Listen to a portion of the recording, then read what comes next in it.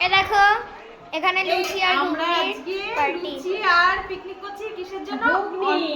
ও লুচি আর ঘুগনি। সেটাই ভুলে গেছি অন্নপূর্ণা পিকনিক করছি। অন্নপূর্ণার পরীক্ষায় পাশ করেছি আমরা, তাই তো? তো সবার অন্নপূর্ণার টাকা ঢোকাচ্ছে, আমার তো টাকা ঢোকেইনি।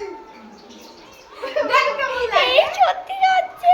আমি তুমি অন্নপূর্ণা নয়, তাই জন্য ঢোকেনি। মজা করছো না আমাকে নিয়ে? আমার যখন ঢোকবে না একবারে 6 মাস। তখন আর আমাদের মজা করবে না তো। না তোকে ওয়াটার পার্কে নিয়ে যাবো তো, বললাম তো আমরা সব ফিরি। না আমরা তো খরচা দিয়ে নিয়ে যাবো না, বললাম আমার তো। টাকা ঢোকেনি, তোদের টাকা ঢুকেছে। তাই লুচি খাওয়াই তো, গামলা ধরে দে তো পিয়া, ওরা লুচি খা। বিধি মারে মাডাই ধরে দে লুচি খা।